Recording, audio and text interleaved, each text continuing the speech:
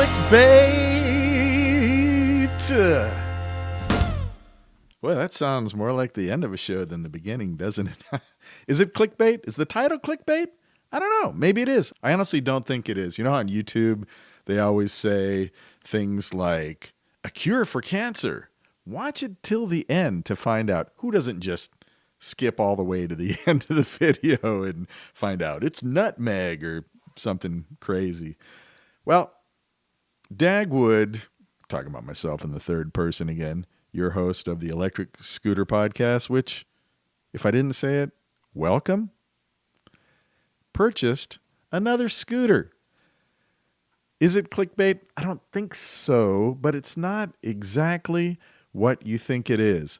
I talked about buying a scooter, 2 or 3 episodes back. I was looking at the Mosfera and a couple other scooters, and it's not one of the scooters I mentioned. I think the A-Ride is the one I decided on, and it's probably still in my future.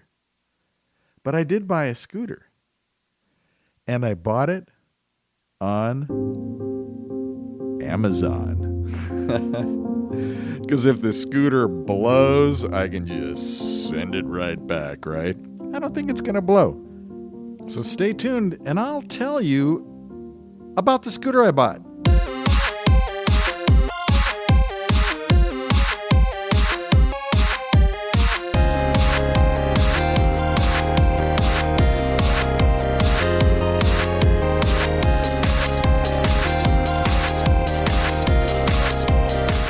Yes, it's true, scooter heads. I bought a new scooter. About 5 minutes ago, in fact, right before I fired up the podcast studio here to talk to you, because you know, for quite a while, I have been vexed because I like to travel and I like to scoot. And hey, if you like chocolate and you like ice cream, what's better than combining the two, right? Am I right?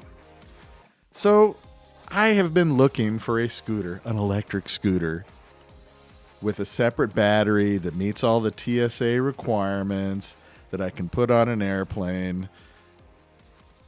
They want you to remove the battery, put it in your carry-on, put it in your backpack, and then take the scooter, put it in. For me, I would use a duffel bag. That's usually what I travel with because it's flexible. You can fit a lot of stuff in there. A duffel bag with wheels.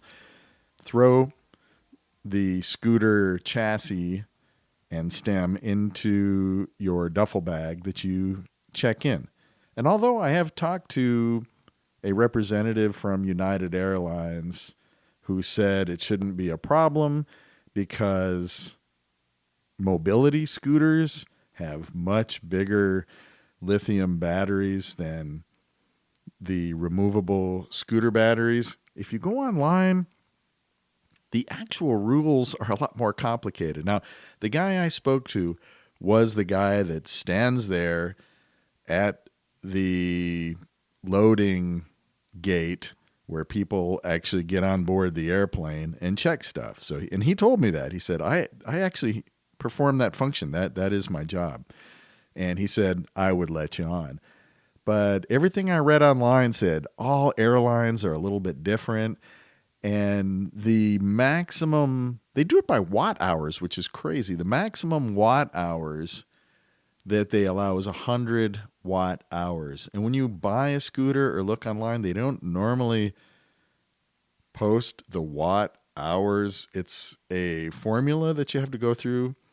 And I'm not going to say it right now because I don't remember it. It's the volts times the something divided by something. I just, it's math, man. And I just don't want to do math. Okay. But suffice it to say that the scooter would have to be super low powered to meet this 100 watt hours or below. WH, they abbreviate 100 WH or below. Why they chose that, I don't know. Who at the front gate is going, you know, the loading gate where you get on the airplane, who's going to sit there and do all those calculations and stuff? In real life, probably they're just going to say, yeah, it looks okay. Yeah, go ahead, just keep it in your backpack. But you never know. Could you imagine taking your scooter to, let's say, South Korea, and you can't bring it back? You get it one leg, but you get to Narita or you get to wherever, San Francisco, and they say, oh yeah, you can't do that. Or maybe you get it there and you scoot around and you got to leave your battery when you come back because it's a different person working there, obviously.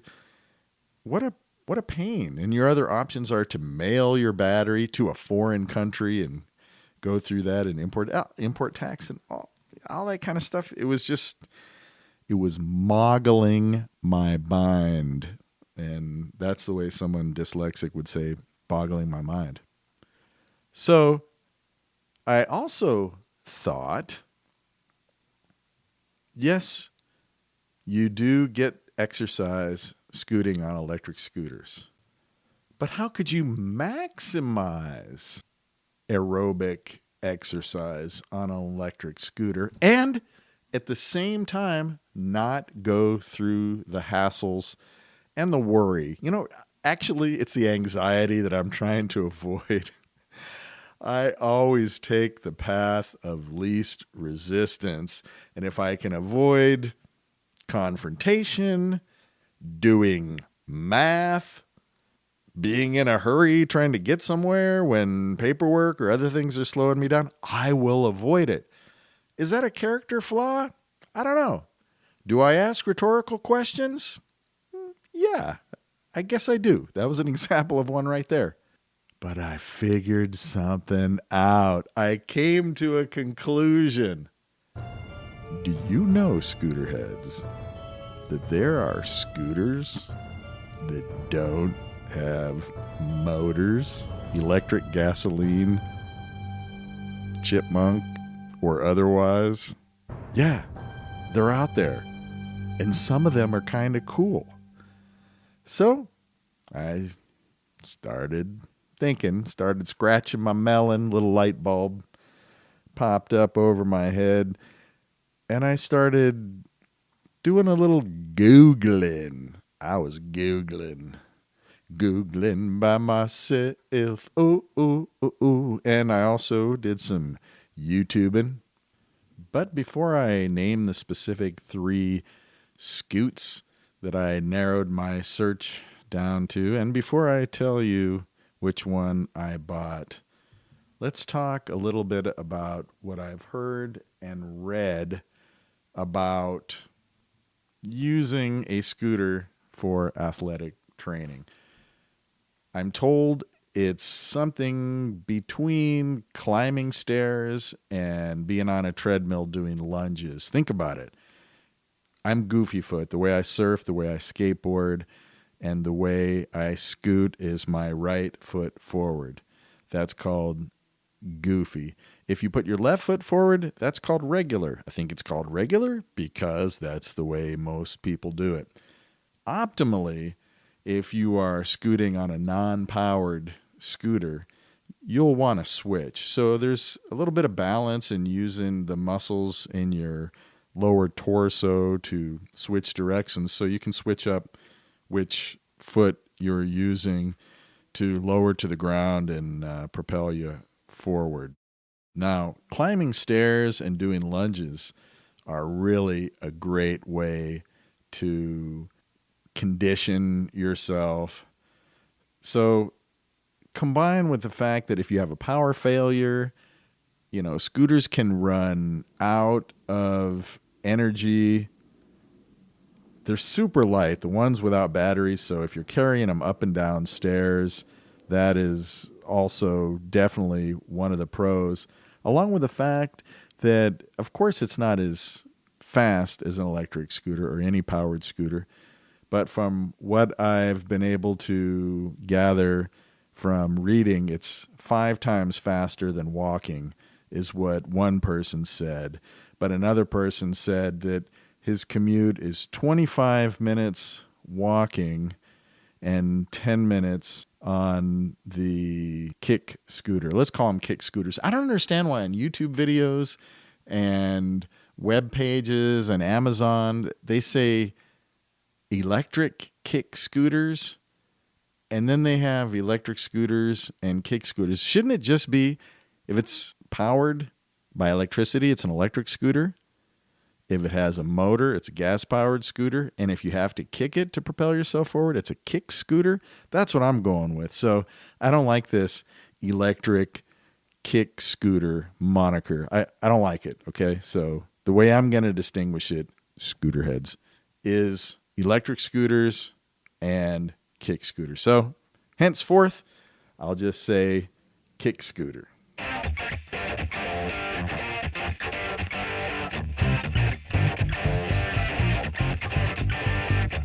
The Electric Scooter Podcast is big, bold, and brassy, just like the state of Texas.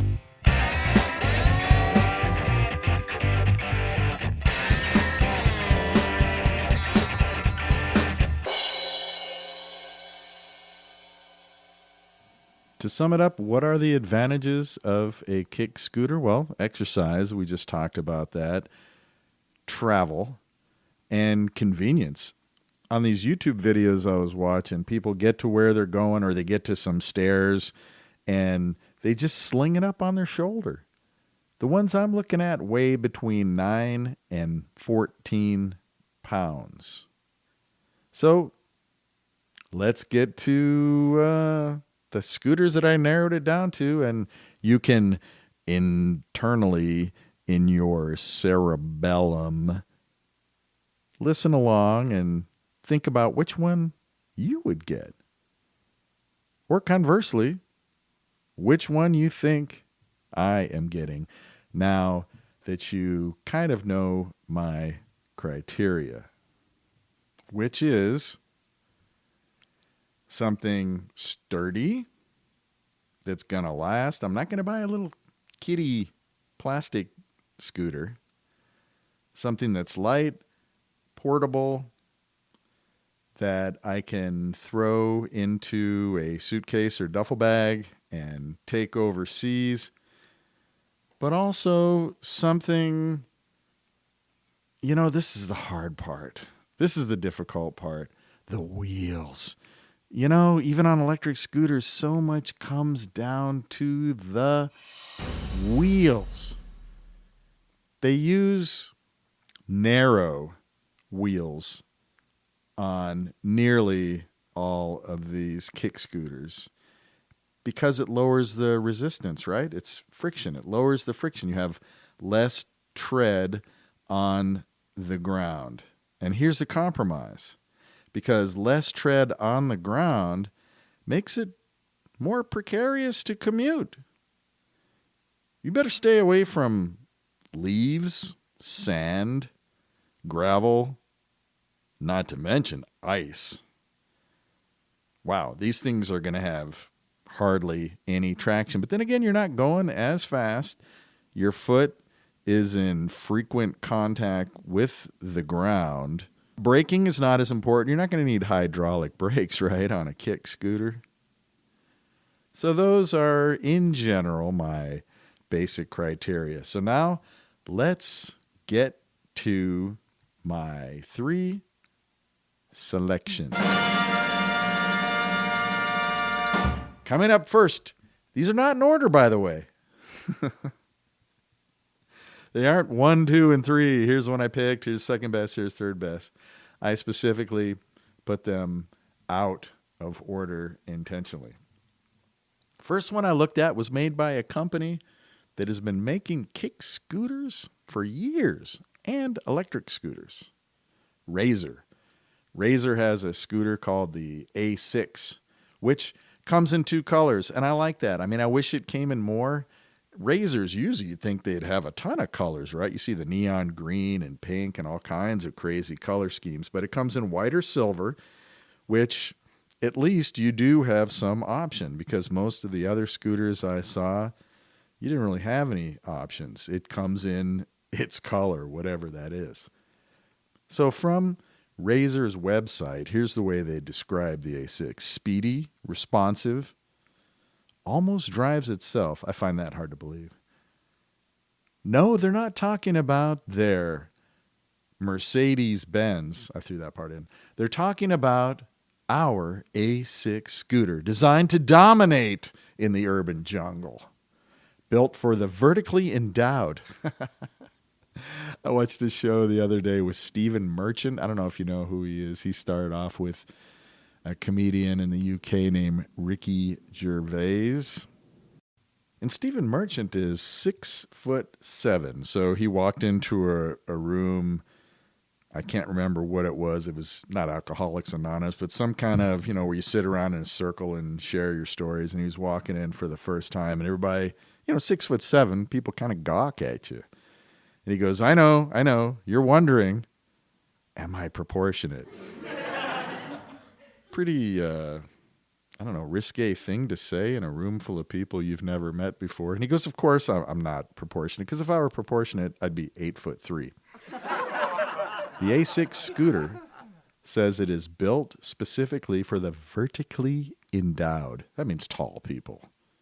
It has a 42-inch extra tall reach for the handlebars.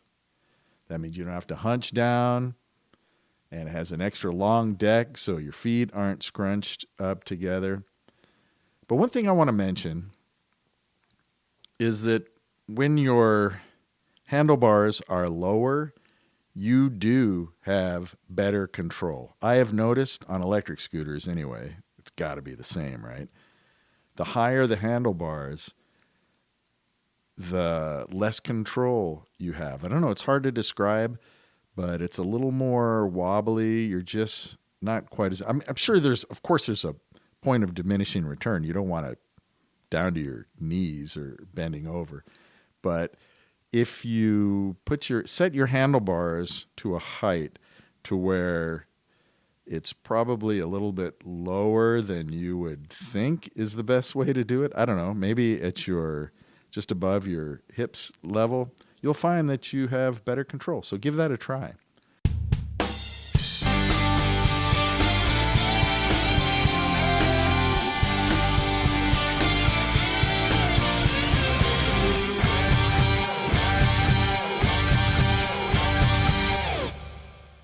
Back to the Razor website talking about the A6 scooter with its sturdy aluminum frame and supersized urethane wheels.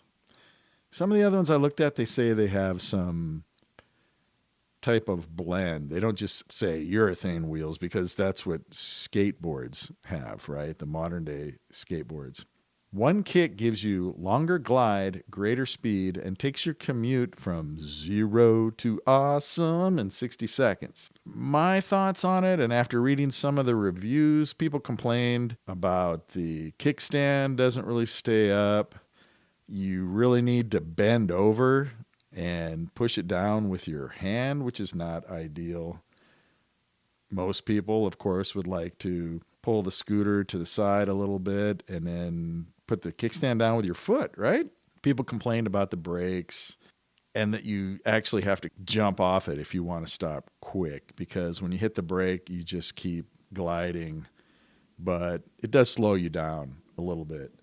And they just complain in general about engaging the brake and coming on and off of the brake, saying that it's a little bit tricky. So that's the A6 from Razor. That was the first one, and it's about $150. The next scooter I narrowed my search down to for exercise and traveling is the Xootr. It's spelled Xootr.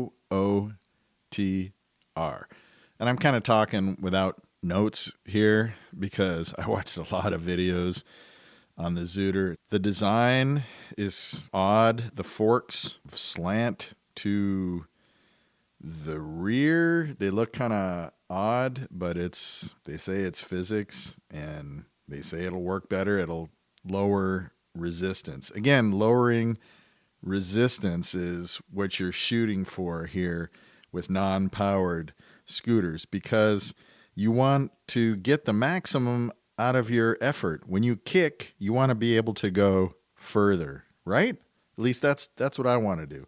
Not be so difficult going uphill and going downhill, go further and maximize the calories that you're burning to get to your destination. Of course, I'm going to be doing it just for fun and exercise, but that doesn't mean I'm going to run out and buy a kick scooter that has the most resistance to it.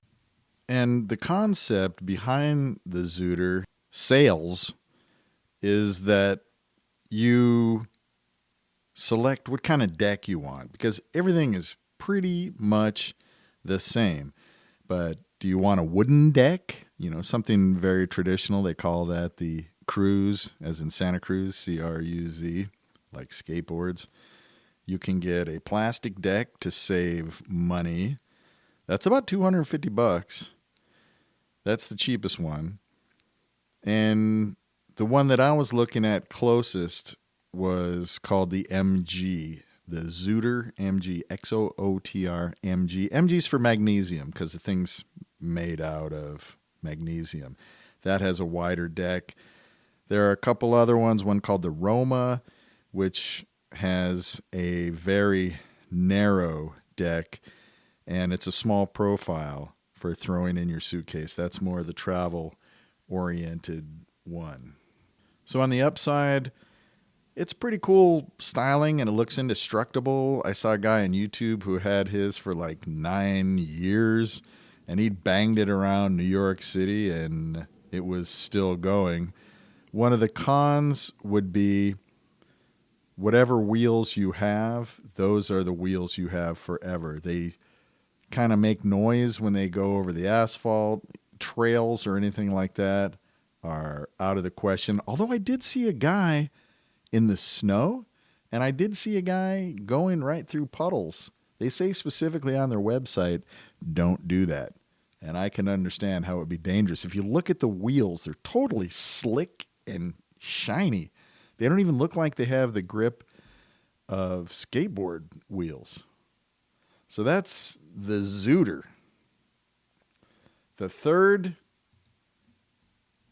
kick scooter that I looked at is called the Micro Suspension. So, by the way, I'm sorry. The Xootr MG, that's $329 United States dollars. Not doll hairs, dollars. USD. So that's about the high end. Expensive, as far as cost goes. Amigos de Scooters, this is Carl McClarty of McClarty Films, and you are listening to the one and only The Electric Scooter Podcast. The third one, the company is called Micro, and they have a variety of scooters, one of which doesn't have just the straight handlebars like you see on most of these kick scooters. They have kind of like the Wolf Warrior, kind of like a bicycle or off-road style handlebars as an option. And they even have lights in the stem for nighttime, but you're going to use AAA batteries for those. That was the most expensive one. That was, I think, around $300. And then around the $250 range was the one I was looking at called the Micro Suspension. Yeah, it doesn't sound like the name of a scooter, but they just call it like it is. I guess the name of the company is Micro, and suspension actually has a suspension on it, which I thought was kind of cool. There's two things I really liked about the Micro Suspension. One is obviously the suspension, and the other is you can change wheels on it. You can put inflatable, what we call pneumatic tires on it. Now they do have a tube. I actually contacted their support and asked, because it doesn't say on the website. They're $24 each for the wheels, and they do have a tube, unfortunately, because we've talked about this many times. Tube tires can get a flat even without running over any kind of tack or nail or glass or anything that's in the road, because what happens is the tube can get pinched on the inside between the rubber and I don't know, whatever. It rubs against itself and it pinches and it develops into a small crack or hole. And then you've got a flat tire on your hands, people. You've got a flat tire just out of the blue for seemingly no reason. It just happens. You're on perfect, smooth, uncluttered roadway, and boom, you just get a flat tire. So I don't like that. But what's kind of cool is you can buy it with the polyurethane wheels, and you can swap them in and out with the pneumatic. So I thought that might be neat to, go up on a hill and go down grass and stuff like that. But I brought all these things to my commander, my better half, and she said, listen, if you're going to do that kind of stuff, you've got 5 other scooters to do that. I've got 2 Wolf Warrior 11 pluses, one with street tires, one with off-road tires. You can do all that kind of stuff. If you are buying this for travel, don't make pneumatic tires such a high priority. So that's kind of a hint. Which scooter do you think I bought? Did I get the Razor A6 because I wanted to cheap out? $150. Yeah, if you cheap out, sometimes it ends up more expensive. You just end up being disappointed and buying something more expensive. But I'm sure it's a decent scooter. $150. You can pick your color. And if you're not using it that often, and by the way, it's 10 pounds. So the disadvantage to the micro suspension that I liked so much is that it's 14 pounds. But 14 pounds with the polyurethane wheels, you put on those heavier, wider pneumatic tires, and I don't know what it's going to weigh. 15, 16? So did I get the Razor A6?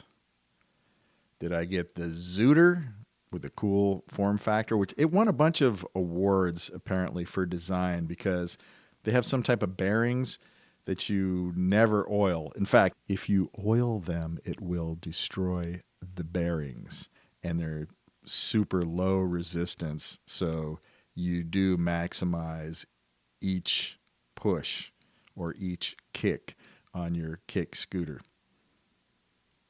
They got product of the year or something like that because of that. Or did I get the micro suspension?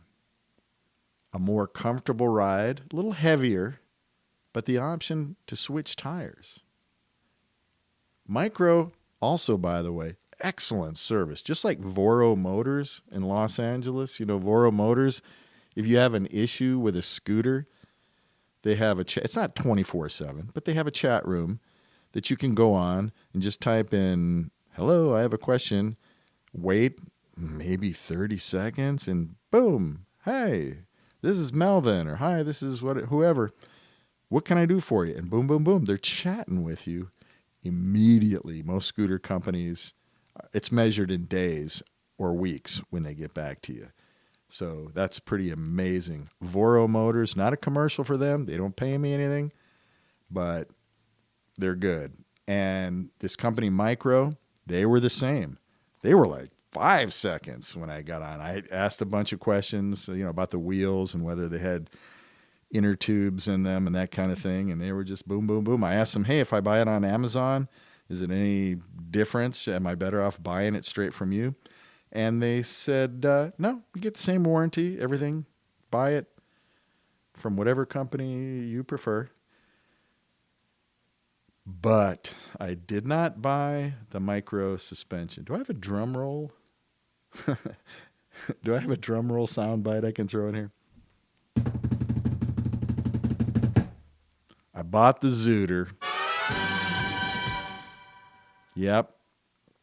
I went with what my wife said.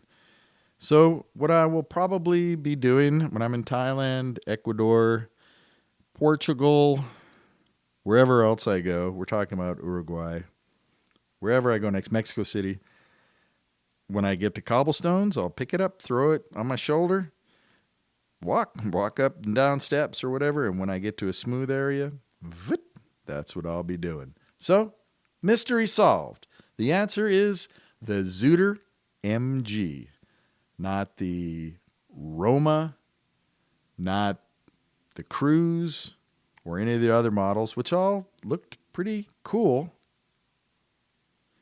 I ended up with the MG. They kind of said on their website, listen, if you're not sure which one to get, our most popular one is the MG, and you can't go wrong. I watched a couple YouTube videos. The people that own these Xootr scooters really love them. I saw a guy in Australia that had so many mods on it. It was kind of out of hand. He had 2 water bottles. He put a rubber skid plate on the bottom, all this reflective tape. He had a rear light, a forward light. He just had this thing decked out. I saw another couple in Singapore that were on a 50-kilometer trip, and they were stopping and getting iced tea and stopping and getting snacks and just having a great time. Another guy, also in Singapore, who bought the magnesium and then ended up getting a Roma, and that got stolen out of his car, so he bought another Roma just so he could have the narrow form factor to pack up. And it is lighter. The Roma is a pound lighter than the MG, which is magnesium, because it has a wider deck plate. So a difference of a pound. 9 pounds for the Roma, 10 pounds for the MG.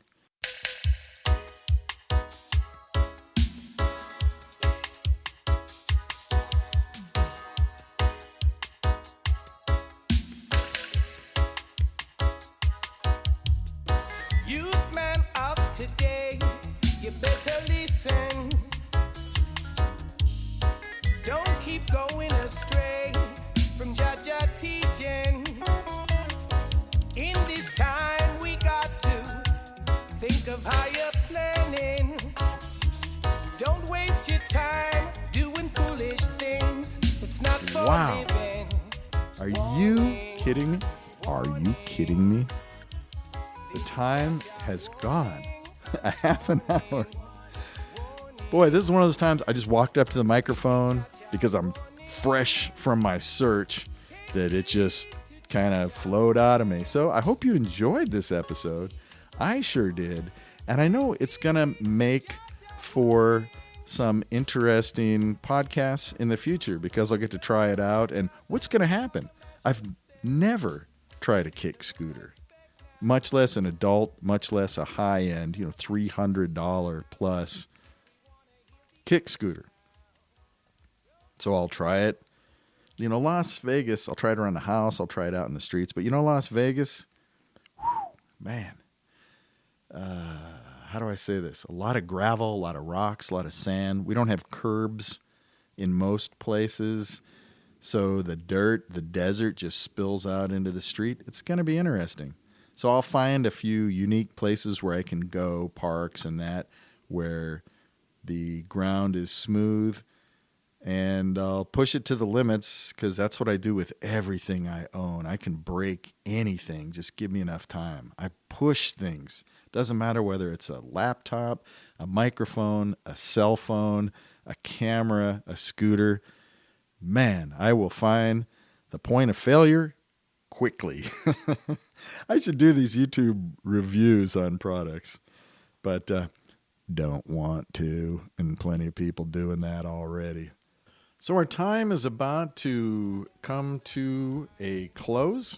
We're listening to Scooterhead Isa B from the island of Oahu from the album called Brilliant World, and it's a brilliant selection of music. If you like reggae, you can go to Amazon or CD Baby, I don't know, wherever people download music these days. Lately his videos have been more about e-bikes than scooters, but he's a prolific guy, chef, videographer, YouTuber, scooterhead, musician, singer. So check him out. And let's not forget another person who we interviewed last week, Beidou, who unfortunately had a skiing accident. And it was so bad that he ended up in intensive care. But I believe now he is out of intensive care as of today. So if you're religious, light incense, say a prayer. If you're not, send him positive vibes. Whatever works for you. It's all good, right? So until next time, keep the shiny side up and the dirty side down. Rhythm, come forward. Take heed to Jaja warning. Take heed to Jaja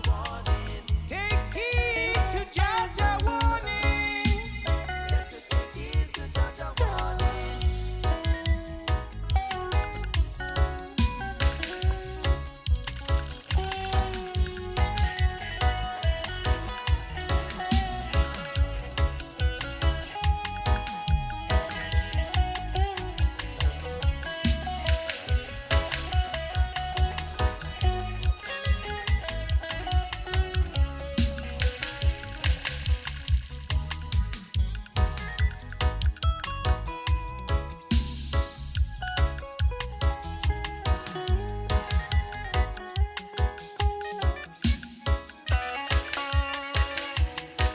I may have failed to mention that's Dagwood Streets on Xootr.